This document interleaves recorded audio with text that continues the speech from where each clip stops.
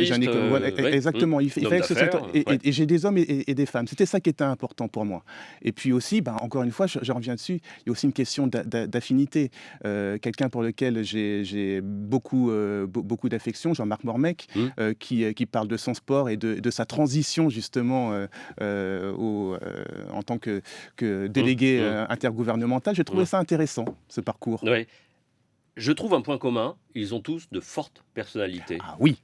Dans leur art, dans leur, profession, ce sont des gens de caractère, Oui. fort caractère. Oui, oui, Ouais. oui, et je raconte d'ailleurs dans l'entretien qui conclut, mon entretien avec Audrey Pulvar, qu'elle ne cesse pendant tout l'entretien de marteler, avec son poing sur la table. Donc ça prouve déjà quelque chose, et d'ailleurs à l'enregistrement, parce qu'il y avait toujours Un un enregistreur, ouais, enregistreur ouais. qui tournait, on entend bien ce Oui, martèlement du poing, donc ça ouais. c'est assez drôle, et oui, ce sont des personnalités qui sont très marquées, et c'est peut-être aussi, une des raisons qui explique, enfin, ce qui explique qu'elles ont réussi à passer au travers de cette aliénation et qu'elles ne sont pas laissées, elles ne se sont pas laissées enfermer. Que ça a été compliqué de les convaincre de participer? Parce que on se dévoile beaucoup. Oui, On à travers les questions que vous posez, il y a on entre dans une intimité véritable, oui. et là, encore une fois, qu'importe l'individu, mais ça reste des personnalités et du coup, il faut pouvoir se dévoiler. Ça a été compliqué de Alors, les convaincre? je vais vous avouer quelque chose. Mmh. La première question est fondamentale, que je leur pose en termes de décrispation. C'est-à-dire qu'elles ont face à elles, ces personnes, pour celles que je ne connaissais pas, quelqu'un qu'elles apparentent à un journaliste, et donc sont plutôt inquiètes en une première Mmh, démarche, à mmh, savoir quel mmh, type de questions mmh, elles vont être posées. mmh. Et puis quand vous leur dites: «Quand avez-vous découvert que vous étiez noir?», Oui, il y a un relâchement ça qui pose se le crée. débat de toute façon, Exactement. cette question. Et il y a une détente qui Mmh, se crée, mmh. et puis là, ça les pousse à se replonger quelque part dans leur enfance. Et alors, il y a une réponse que j'ai trouvée, intéressante à cette question. Quand avez-vous découvert que vous étiez noir? Daniel Maximin lui répond, à l'école, en classe, lorsque le premier rang était réservé aux jeunes filles blanches, le deuxième aux garçons blancs, et ainsi de suite. Et lui, donc, était à Oui, l'arrière, oui. complètement. Là, il constate qu'il a été... C'est là qu'il se rend compte de sa négritude, de sa... Oui. Jocelyne Berroir, c'est... oh, c'est dur, Jocelyne Berroir. Ils partent en voyage en famille en Allemagne et, et elle apprend une phrase en Mmh. allemand, bonjour, je suis Angère. étrangère, et son père éclate de rire. Et là, c'est dur en lui disant, ça se voit. Mais oui, mais oui. Mais je pense que, et c'est d'ailleurs le constat que font la plupart des personnalités que j'ai interrogées, on le découvre dans le regard des autres avant tout, hein, y compris par moi-même. Étant enfant, on n'a pas conscience de tout Oui, ça. oui, oui. On est humain, on joue, on partage, et puis un jour, cette image vous est retournée. T'es pas pareil que moi, t'es différent, t'es noir. Ouais. Alors ça peut être plus ou moins violent. Et ça marque plus ou moins longtemps. Oui, Est-ce que vous avez eu le sentiment, ou quels sont les moments que vous avez semblé durs, difficiles, douloureux, dans vos entretiens avec ces personnes? Est-ce qu'il y a eu des moments plus durs? non, il y a pas vraiment eu de moments difficiles. C'est-à-dire qu'on sent que pour chacun, ça a été un choc, de la même manière que ça l'a été pour Mmh, moi. mmh. Mais elles ont su l'intérioriser, ce choc, pour ne pas en être étouffées par la suite. Alors l'éducation, il joue pour beaucoup, hein, le rôle des parents joue pour beaucoup. Il y a aussi le fait que, de manière probablement native, c'était des personnes qui avaient de fortes personnalités et qui ont su s'en défaire. Est-ce que vous souhaitiez obtenir un résultat lorsque vous vous êtes lancé dans cette, enquête? En quête de ces réponses, vous teniez à obtenir quelque chose de particulier ou juste, recueillir des N éléments? non, alors c'était vraiment pas une démonstration. J'ai vraiment pas construit ce livre comme étant une Mmh, démonstration. mmh. J'ai voulu illustrer différents parcours de vie. Il y a différentes solutions qui sont proposées. Il y a pas une solution en tant que telle. C'est juste pour montrer l'étendue des possibles, et l'étendue des possibles, chacune de ces personnalités l'évoque. Alors dans les questions, on l'a dit, hein, quand avez-vous découvert, que vous étiez noir? Vos origines ont-elles eu une influence sur votre manière de travailler? Vous sentez-vous redevable envers votre communauté? Des questions très insidieuses, qui ramènent loin, qui posent de vraies questions, de vraies problématiques. Qu'est-ce que vous avez appris sur, certains d'entre eux que vous connaissiez déjà, avec lesquels vous avez des affinités. Qu'est-ce que vous avez appris sur ces gens de couleur? Alors, ce que j'ai appris sur ces personnes, c'est d'abord le refus de l'enfermement. L'ouverture, vraiment ça c'était un mot qui revient. Il y a une sorte de revendication du métissage et un refus de l'enfermement. Que cet enfermement provienne d'ailleurs des personnes de couleur blanche Mmh. ou également des personnes de couleur noire, hein. Il y a vraiment, il y a vraiment aucune fixation en tout cas sur une personne définie. Ce que j'ai appris également, c'est cette sensibilité qu'ont chacune de ces personnes envers leurs origines. Ça, c'est très important, envers leurs origines.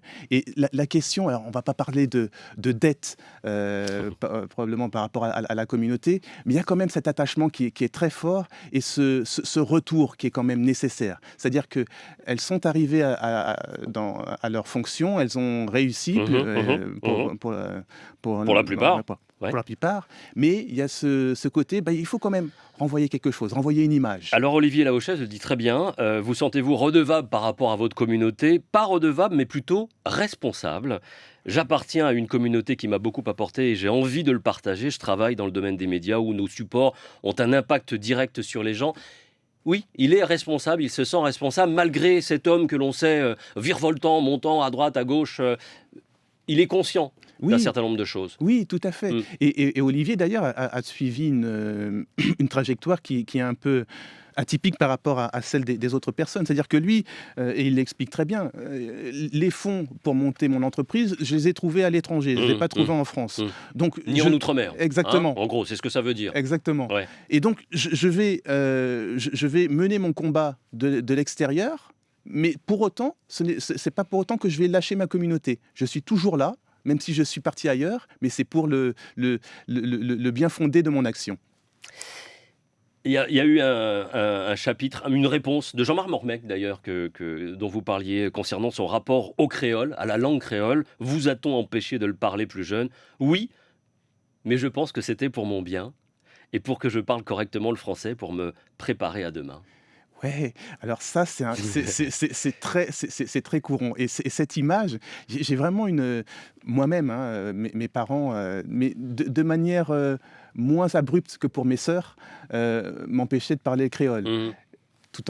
À la fois, il parlait quand même créole avec moi en Ouais, cachette, parce ouais, que ouais. j'étais le dernier et que j'étais un petit peu le chouchou. Mais ce qui ressort aussi de tout ça, c'est que toutes ces personnalités, on a un sentiment de résistance à l'interdiction. C'est-à-dire qu'on va braver l'interdit, on va continuer à parler créole entre nous.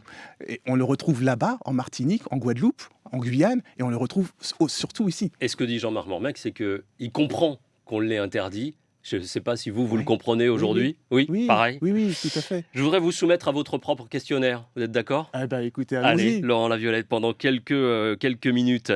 Quand avez-vous découvert que vous étiez noir? À l'âge de 7 ans, de manière assez brutale. C'est-à-dire? C'est-à-dire que j'étais en train de jouer avec une fille dans le bac à sable en bas de ma Une cité, petite blanche. et voilà. Ouais, Et sa mère sort par la fenêtre et dit: «Je t'ai déjà interdit de jouer avec les noirs». d'accord. Vos origines ont-elles eu une influence dans votre travail? Vous avez été, je tiens à le rappeler quand même, dans de nombreuses fonctions, cabinet d'expertise comptable, chef de cabinet de Marie-Luce Panchard et conseiller outre-mer pour Alain Juppé, auprès d'Alain Juppé durant les primaires présidentielles. Donc voilà, c'est pour ça, Oui. je resitue par rapport à cette question liée au travail. Est-ce que votre couleur de peau a été une influence quelconque dans votre travail? Oui, et je dois le dire, en tout cas globalement de manière positive. Ouais. Parce que je vais pas du tout, lorsque les choses ne vont pas, je le dis, mais lorsque les choses vont très bien, je le dis également. Pourquoi? Parce que c'est dans le domaine dans lequel j'interviens, en tout cas dans ma profession, hein, qui est plutôt la finance, c'est un secteur qui est assez ouvert, qui est assez mondialisé. Ouais, ouais. Et c'est pas du tout des entraves que j'ai pu retrouver dans ce secteur-là. Et à la rigueur, j'aurais tendance à dire que ça m'a plutôt facilité les choses. D'accord. Je reviens sur les activités que vous avez eues politiques. Oui, C'est parce que vous êtes ultramarin qu'on vous a mis avec Marie-Luce Panchard et qu'on vous a mis ici à la question outre-mer aux côtés d'Alain Juppé. Vous auriez pu être dans la finance auprès d'Alain Juppé, exactement. conseiller financier. Exactement. Hein? Ça y a, Bon. ça y a contribué. Ça y a D'accord. contribué. Vous sentez-vous redevable envers votre communauté?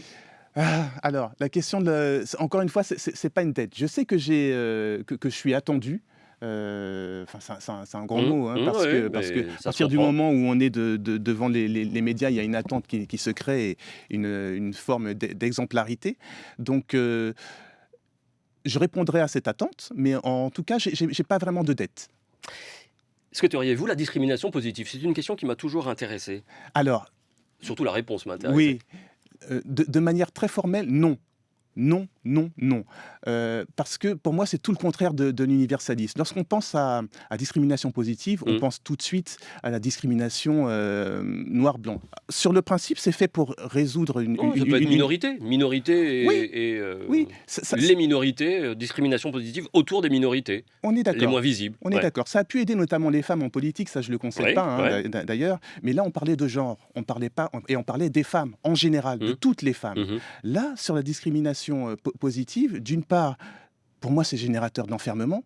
Toujours la même chose, de repli communautaire. Et puis, on a souvent à l'esprit l'image des États-Unis. Oui. Et les États-Unis, pour moi, c'est vraiment pas un exemple. On a des communautés qui vivent les unes à côté des autres et pas ensemble. Et dans ce sens-là, la France est davantage métissée que les États-Unis. Et donc, pour moi, plus riche. Mais quand on voit l'exemplarité, parce que vous en parlez également dans votre livre, qu'on peut être un Obama, on peut devenir un Obama, et qu'en termes d'exemplarité, c'est la discrimination entre guillemets positive qui a permis d'avoir des acteurs, des acteurs, actrices, hommes politiques.